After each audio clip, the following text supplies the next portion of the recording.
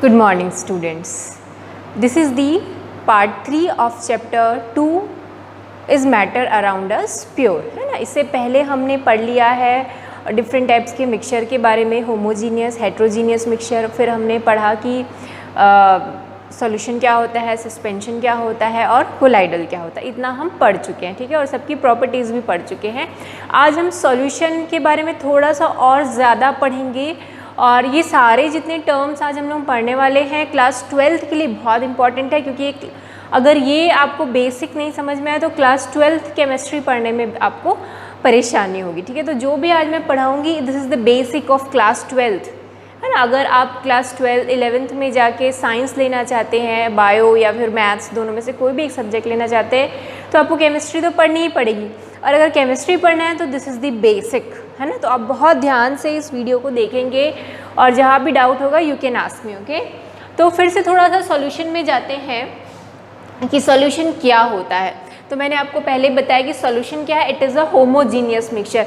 Homogeneous mixture मतलब the composition of solution is uniform, है ना। यूनिफॉर्म रहता है, मतलब अगर मेरे पास कोई सॉल्यूशन का मिक्सचर है, लाइक मेरे पास अगर वाटर और शुगर का मिक्सचर है तो उसका कंपोजिशन क्या होगा, सॉल्यूशन का यूनिफॉर्म होगा। सब जगह शुगर क्या होगा, इक्वली डिस्ट्रीब्यूट होगा पूरे सॉल्वेंट में, ठीक है। तो this is a solution, sugar solution, salt solution, ये सब क्या है, सॉल्यूशंस हैं, ओके। तो ये होता है सॉल्यूशन जिसका होमोजीनियस मिक्सचर है और यूनिफॉर्म कंपोजिशन है। फिर मैंने आपको बताया था कि सॉल्यूशन में दो पार्ट होते हैं, सॉल्यूट और सॉल्वेंट। सॉल्यूट मतलब जो डिज़ोल्व होता है और सॉल्वेंट मतलब जो डिज़ोल्व करता है। जो डिज़ोल्व होता है, जैसे शुगर सॉल्यूशन में कौन डिज़ोल्व हो रहा है, शुगर डिज़ोल्व हो रहा है, और कौन डिज़ोल्व कर रहा है, वाटर डिज़ोल्व कर रहा है, ठीक है। या इसको आप इस तरीके से भी समझ सकते हैं कि सॉल्यूट जो होता है वो कम अमाउंट में होता है और सॉल्वेंट जो होता है वो ज़्यादा अमाउंट में प्रेजेंट होता है सॉल्यूशन में, ठीक है। So it is present in laser quantity and it is present in larger quantity. So like that you can understand about the solute and solvent, ठीक है। तो आई थिंक मेरे ख्याल से सॉल्यूट और सॉल्वेंट में आपको इतना कुछ परेशानी नहीं होगी, ठीक। तो आज जो हम पढ़ने वाले हैं it is a concentration of solution, concentration of solution, ठीक है। क्या होता है ये, amount of solute present in a given quantity of the solution. किसी भी सॉल्यूशन में सॉल्यूट कितना डिजॉल्व है ये कौन बताता है, उसका कंसंट्रेशन बताता है, ठीक है। जैसे कि इसको एक हम एग्जाम्पल से समझते हैं। एक बीकर है, दो है ना, दो मैंने एक इस तरीके से बीकर ले लिया, दोनों में मैंने 100 ml वाटर ले लिया, ठीक है। 100 ml वाटर लिया, इसमें मैंने डाला सिर्फ 1 स्पून शुगर, ठीक है। तो शुगर इस तरीके से पूरी तरीके से यूनिफॉर्मली डिस्ट्रीब्यूट हो गया। इस वाले में मैंने 3 स्पून शुगर डाल दिया, तो इसमें शुगर का क्या होगा, शुगर के पार्टिकल्स इसमें ज़्यादा होंगे क्योंकि इसमें 3 स्पून शुगर है, इसमें 1 स्पून शुगर है। समझ में आ रहा है ना। एक बीकर है जिसमें दोनों में सेम अमाउंट में पानी है, इसमें भी 100 ml का वाटर है, इसमें भी 100 ml है, ठीक है। क्योंकि हमको क्या बोला है, गिवन क्वांटिटी, क्वांटिटी क्यों है, गिवन रहेगी, ठीक है। 100 ml वाटर है, उसमें इसमें मैंने 1 स्पून शुगर डाला, उसमें 3 स्पून शुगर डाला। तो अमाउंट ऑफ कितना, अमाउंट ऑफ सॉल्यूट प्रेजेंट है, सॉल्यूट इस केस में क्या है, शुगर, ठीक है। तो इसमें कम अमाउंट में सॉल्यूट प्रेजेंट है, इसमें ज़्यादा अमाउंट में सॉल्यूट प्रेजेंट है। तो इस सॉल्यूशन का कंसंट्रेशन क्या होगा, लो कंसंट्रेशन। क्या बोलेंगे हम, it has low concentration.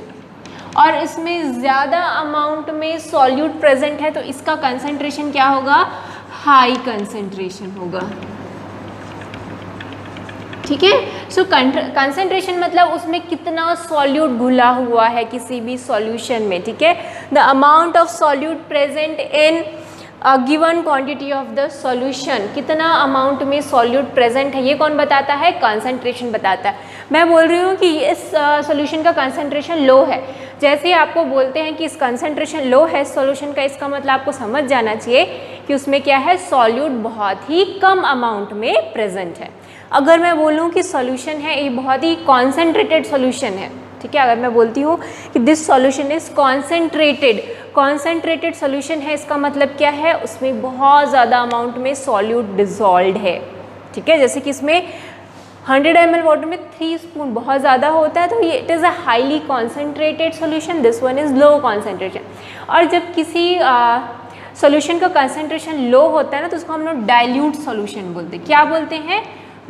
Dilute solution. Dilute मतलब जिसका कंसंट्रेशन बहुत ही लो होता है उसको हम बोलते हैं डाइल्यूट सोल्यूशन।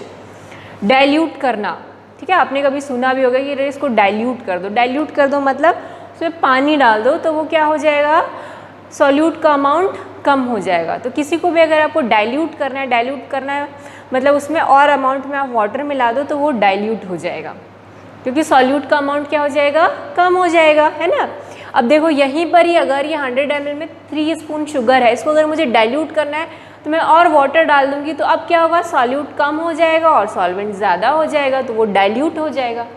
ठीक है, तो ऐसा सॉल्यूशन जिसमें कंसंट्रेशन सॉल्यूट का बहुत ही कम होता है उसको हम क्या बोलते हैं, डाइल्यूट सॉल्यूशन।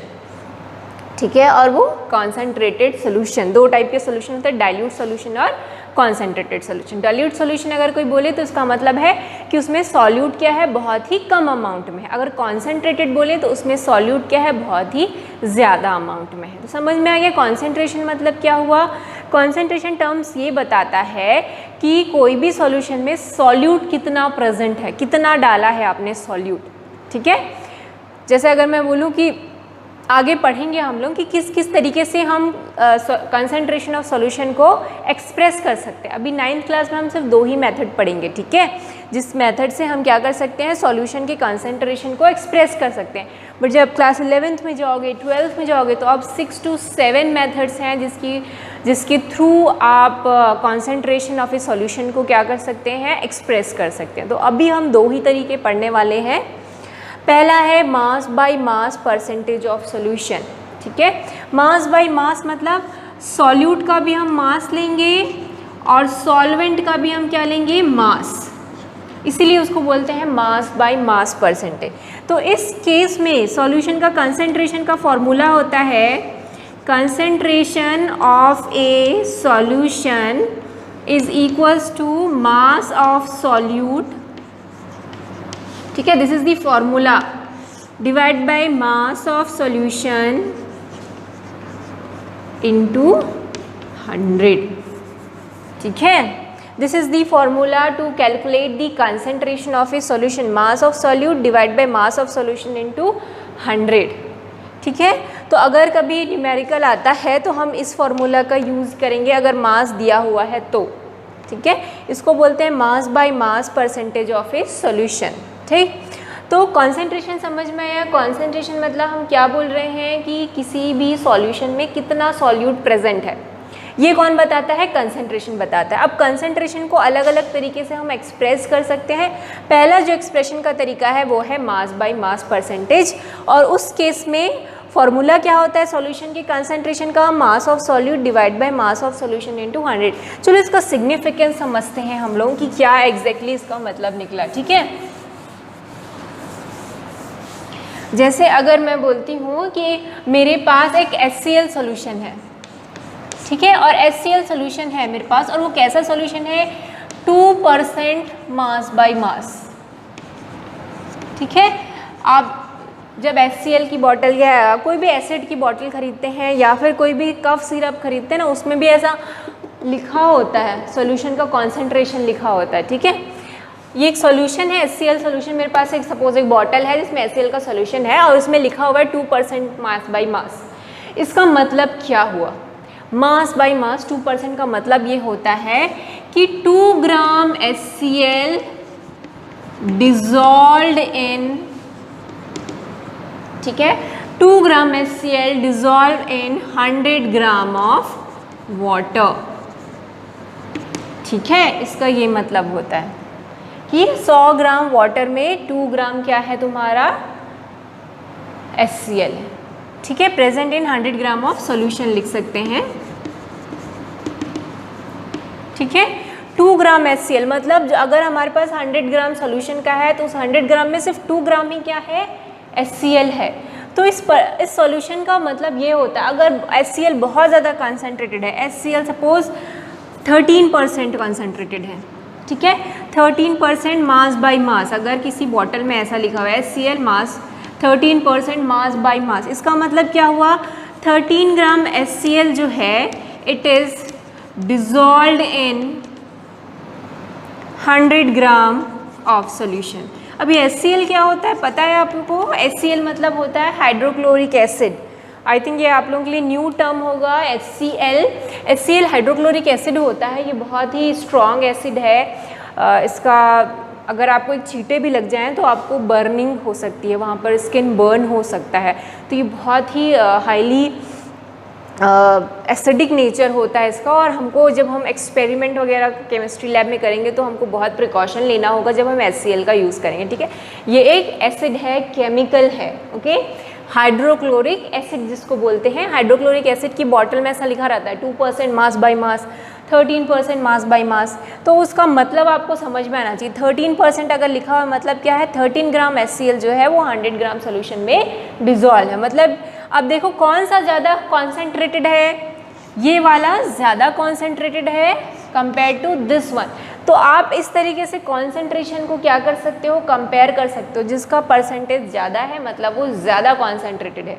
अगर मैं बोलूँ 98% HCl सोल्यूशन, 98% HCl सोल्यूशन मतलब 98 ग्राम HCl घुला हुआ है 100 ग्राम ऑफ सोल्यूशन में, तो वो बहुत ही हाईली कॉन्सेंट्रेटेड हो गया, ठीक है। तो इस तरीके से आप कॉन्सेंट्रेशन जो है परसेंटेज में आप बता सकते हैं कि कौन सा सॉल्यूशन जो है ज़्यादा कॉन्सेंट्रेटेड है।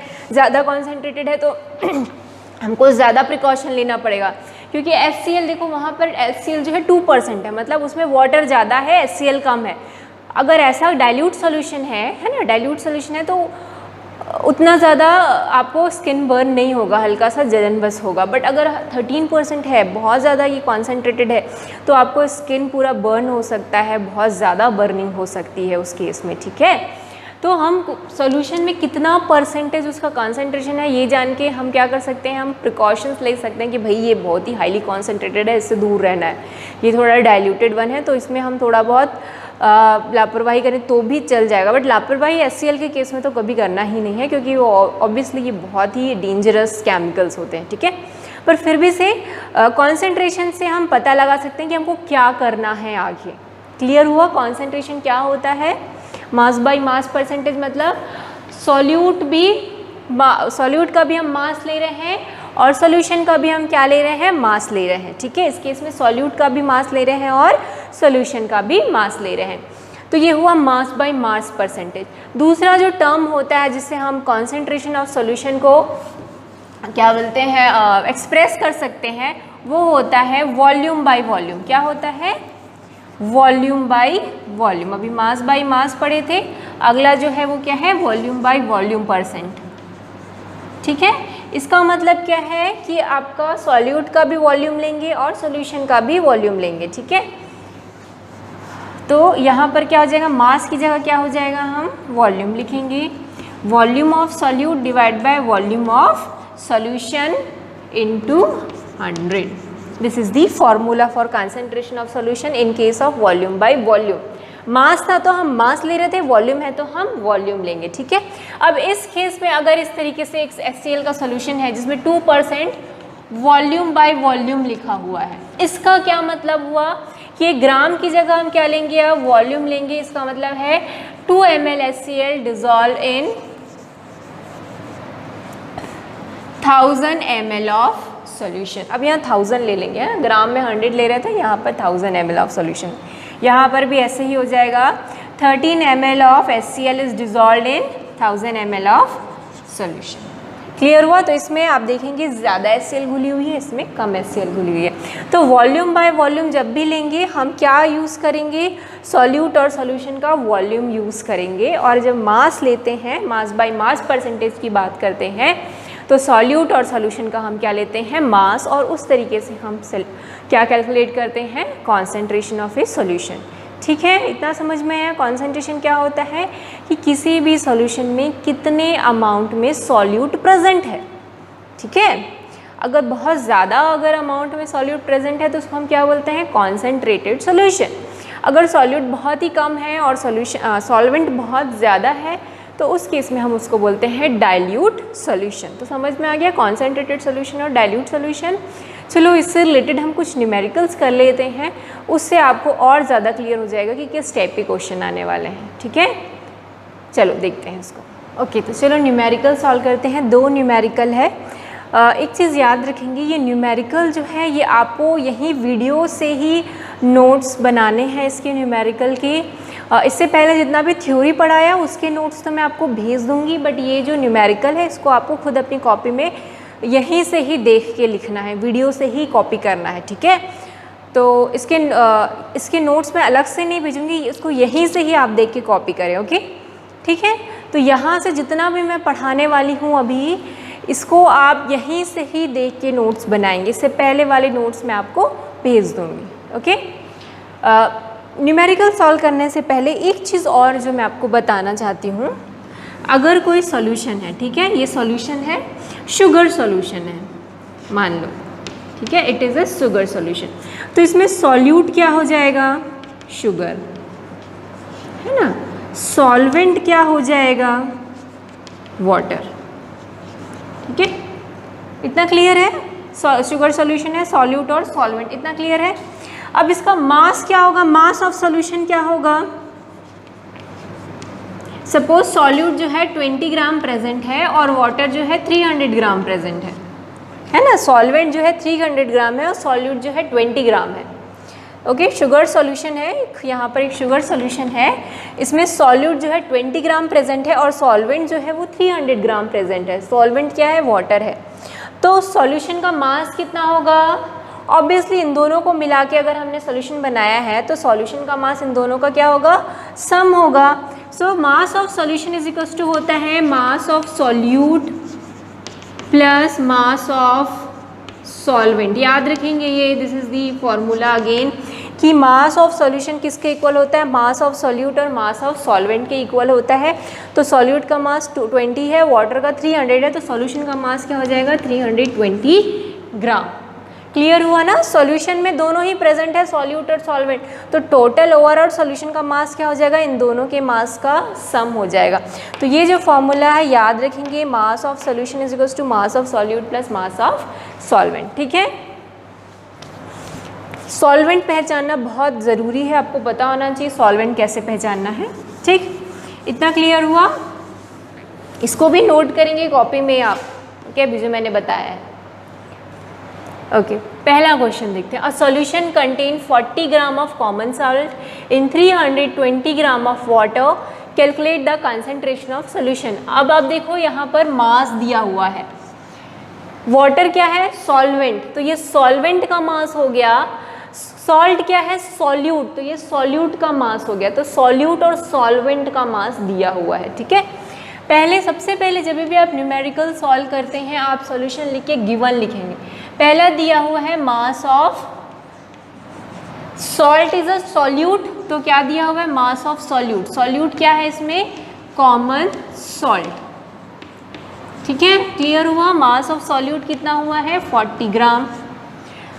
सॉल्वेंट क्या है इसमें, water, so mass of solvent कितना है, solvent is water, so water का मास कितना है यहाँ पर, 320 ग्राम। बट अगर आप फॉर्मूला देखोगे तो फॉर्मूला क्या होता है कंसंट्रेशन ऑफ सॉल्यूशन का, इसका फॉर्मूला होता है mass of solute divide by mass of solution into 100। ठीक है, मास ऑफ सॉल्यूशन इनटू 100, पर यहाँ पर सॉल्यूशन का मास गिवन है क्या, नहीं, सॉल्यूट और सॉल्वेंट का मास गिवन है। तो सबसे पहले हम क्या फाइंड करेंगे, मास of solution. So mass of solution क्या हो जाएगा, मास of solute plus mass of solvent, mass of solute plus mass of solvent.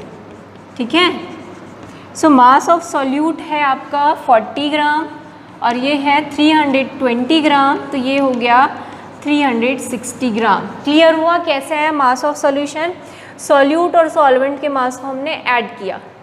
Question से समझ में आ रहा है ना, solute is a common salt and 320 gram water में घुली हुई है, ये क्वेश्चन समझ में आ रहा है ना। सॉल्यूशन है जिसमें 40 ग्राम कॉमन सॉल्ट है और 320 ग्राम वाटर है, ठीक है। तो ये सॉल्यूट हो गया, ये सॉल्वेंट हो गया। इतना क्लियर है। इस वैल्यू पुट करो कॉन्सेंट्रेशन ऑफ सॉल्यूशन में। Concentration of solution is equals to, अब इसके यहीं पर सीधा इक्वल टू मत लिख देना ना, क्या निकाल रहे हो उसको लिखना बहुत स्पेसिफाई करना बहुत ज़रूरी है। आप फाइंड क्या कर रहे हैं, कॉन्सेंट्रेशन ऑफ सॉल्यूशन। तो मास ऑफ सॉल्यूट कितना है 40 ग्राम, मास ऑफ सॉल्यूशन हमने निकाला 360 ग्राम इंटू 100। इसको आप डिवाइड करोगे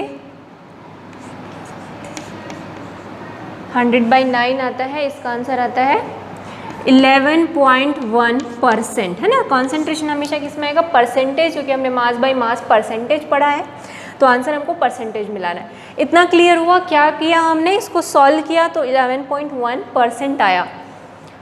समझ में आया ना। क्वेश्चन पढ़े हमने, सबसे पहले आपको क्वेश्चन पढ़ना है, क्वेश्चन में क्या क्या गिवन है वो लिखना है, फॉर्मूला लिखना है और फॉर्मूला के हिसाब से हमको प्रोसीड करना है। यहाँ पर था मास ऑफ सॉल्यूशन, हमको पता नहीं था, तो सबसे पहले हमने क्या निकाला, मास ऑफ सॉल्यूशन निकाला। फिर कंसंट्रेशन ऑफ सॉल्यूशन में वैल्यू पुट किया। देखो मैं यहाँ पर सीधा इक्वल टू नहीं लिख रही हूँ, उससे पहले मुझे क्या फाइंड करना है वो मैंने लिखा है, कॉन्सेंट्रेशन ऑफ सॉल्यूशन, है ना। बच्चे कुछ नहीं, कई बच्चे ऐसे करते हैं, इसको लिखते ही नहीं, सीधा इक्वल टू लिख देते हैं। तो भाई ये किसके इक्वल है आपको बताना है। This 11.1% is equals to concentration of solution. तो अगर आप मेरा केमिस्ट्री में न्यूमेरिकल्स बना रहे हैं, आपको स्टेप्स पे बहुत ध्यान देना है कि जिस तरीके से मैंने लिखा है स्टेप बाय स्टेप वैसे ही आपको भी लिखना है, okay.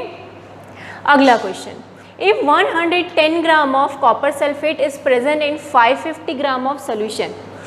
110 gram of copper sulphate, ये क्या हो गया हमारा, सॉल्यूट।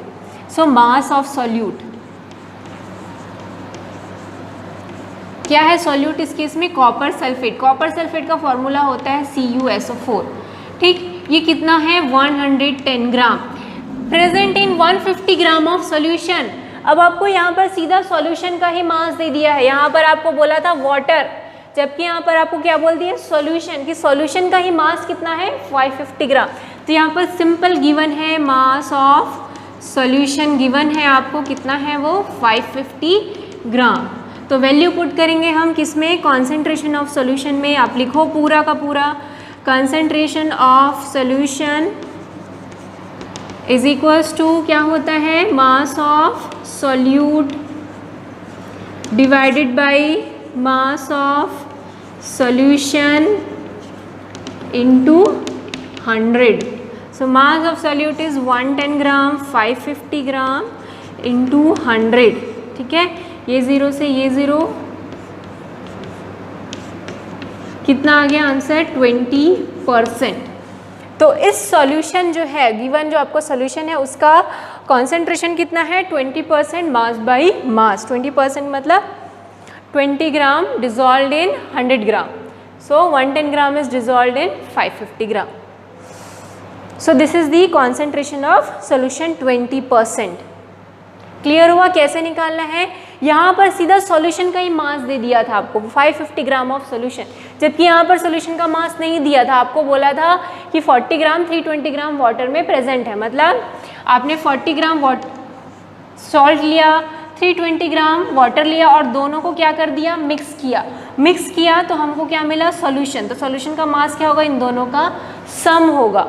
क्लियर हुआ ये न्यूमेरिकल दोनों। तो ये मास बाय मास परसेंटेज का भी न्यूमेरिकल था। अब अगले दो जो न्यूमेरिकल करेंगे हम वॉल्यूम बाय वॉल्यूम परसेंटेज में करेंगे, ठीक। तो इसको आप नोट डाउन कर लो, ठीक है, इसको नोट डाउन कर लो, फिर अगला हम पढ़ेंगे। These two numerical based on volume by volume percentage, okay. जो हमने कंसंट्रेशन का फॉर्मूला पढ़ा था वॉल्यूम बाय वॉल्यूम परसेंटेज, उस पे बेस्ड है ये दोनों न्यूमेरिकल। तो चलो देखते हैं। कुछ नहीं है, एकदम सेम टू सेम है, सॉल्व करने का तरीका, समझने का तरीका, बस वहाँ पर मास था, यहाँ पर क्या रहेगा, वॉल्यूम रहेगा, दैट्स इट, और कुछ भी नहीं है इसमें।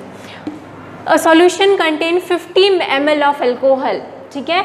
हमने क्या किया, 50 ml अल्कोहल लिया, mixed with 150 ml of water. इसको 150 ml की वाटर के साथ हमने मिक्स कर दिया, ठीक है। इतना ml अल्कोहल है, इतना ml वाटर है, दोनों को मिक्स कर दिया। तो सॉल्यूशन का वॉल्यूम क्या हो जाएगा, इन दोनों का सम हो जाएगा। समझ में आ रहा है। तो क्या क्या क्वांटिटी गिवन है, सॉल्यूशन करते हैं। पहला दिया हुआ है वॉल्यूम ऑफ सॉल्यूट। सॉल्यूट यहाँ पर क्या है, एल्कोहल है, ठीक है। एल्कोहल कितना है यहाँ पर, 50 ml एल्कोहल है। क्लियर हुआ, यहाँ पर वाटर के साथ मिक्स हुआ है, तो वॉल्यूम ऑफ सॉल्वेंट, सॉल्वेंट यहाँ पर क्या है, वाटर है, ठीक है। तो वाटर का वॉल्यूम लिख देते हैं हम लोग, ये है 150 ml। तो सॉल्वेंट हमको मिल गया, सॉल्यूट मिल गया। अब हमको क्या निकालना है, सॉल्यूशन का volume. So volume of solution क्या हो जाएगा, दोनों का सम होगा। कैसे निकालेंगे, volume of solute plus volume of solvent, ठीक। दोनों को सम करो, मास ऑफ सॉल्यूट है 50 प्लस 150 इज इक्वल्स टू क्या हो जाएगा, 200 ml। ओके, अब हम निकालेंगे concentration of solution. Step by step चलेंगे जैसा बता रहे हैं। सॉल्यूशन के कंसंट्रेशन का फॉर्मूला, वॉल्यूम के केस में क्या होता है, volume of solute divided bye volume of solution into 100। So volume of solute कितना है हमारा, 50, ये है 200 इंटू 100, ठीक है। तो ये कैंसिल हो जाएगा, आएगा आंसर 25%, ठीक है। सो कैंसिल करना आता है ना, ये 0 से ये 0, ये 2, 25। तो क्लियर हुआ, सेम तरीका है, बस वॉल्यूम की जगह वहाँ मास था, यहाँ वॉल्यूम है बस। सो आपको देखना है कि वॉल्यूम का ही जो सॉल्यूशन का ही वॉल्यूम दिया या सॉल्वेंट का वॉल्यूम दिया, उस हिसाब से आपको प्रोसीड करना है। जैसे अगले वाले में आप देखेंगे, if 2 ml of solution is present in 40 ml of its aqueous solution. देखो ये यहाँ पर क्या दिया, 45 ml एक्वस सॉल्यूशन ही दे दिया है, मतलब ये किसका वॉल्यूम है, सॉल्यूशन का, ठीक है। तो यहाँ पर सॉल्यूशन करेंगे अपन, मास वॉल्यूम ऑफ सॉल्यूट कितना है, 2 ml, ठीक है। यहाँ पर सीधा सिंपल सॉल्यूशन का ही वॉल्यूम दे दिया है, तो सॉल्यूशन का वॉल्यूम कितना दिया हुआ है, 45 ml। सिंपल वैल्यू पुट करो फॉर्मूला में, पहले फॉर्मूला लिख लेते हैं, कंसंट्रेशन ऑफ ए सॉल्यूशन कितना है, क्या होता है इसका formula, volume of solute divide by volume of solution into 100, ठीक है। कॉन्सेंट्रेशन ऑफ सॉल्यूशन क्या है, volume of solute divide by volume of solution into 100। Volume of solute कितना है, 2 ml, वॉल्यूम ऑफ सॉल्यूशन कितना है, 45। अगर आपको समझ में नहीं आ रहा तो अच्छे से लिख देते हैं भाई, 45 इंटू 100, ठीक है। इसको आप पूरा डिवाइड करोगे तो इसका जो आंसर है वो आएगा, डिवाइड करना आता है ना, इसको 5 से डिवाइड कर सकते हो आप सीधा, ठीक है। तो इसको डिवाइड करने पर आता है ये 4.4%। तो ये जो सॉल्यूशन है उसका कंसंट्रेशन क्या है, 4.4%, इसका था 25%। तो आप इससे देखिए बता सकते हैं कि this is a concentrated solution, that is a diluted solution, क्योंकि इसमें कम अमाउंट में सॉल्यूट है, इसमें ज़्यादा अमाउंट में सॉल्यूट है। तो इस तरीके से कॉन्सेंट्रेशन के क्या बनाने हैं, न्यूमेरिकल बनाने हैं आपको, अगर गिवन है तो, ठीक है। सब कुछ डेटा गिवन रहेगा, वॉल्यूम अगर निकालना है तो वॉल्यूम वाले में रखो, मास अगर गिवन है तो मास वाले में रखो और क्वेश्चन बना लो, ठीक है। ये जितने भी न्यूमेरिकल्स हैं इसको आप यहीं ब्लैक बोर्ड से देख के बनाएंगे, तो आप इसको स्क्रीनशॉट ले लो इसका भी, ठीक है। नेक्स्ट वीडियो में भी हम कंसंट्रेशन की ही बात करेंगे, कुछ और इम्पॉर्टेंट टर्म्स है जो रह गए हैं उसको हम पढ़ेंगे। Okay, thank you.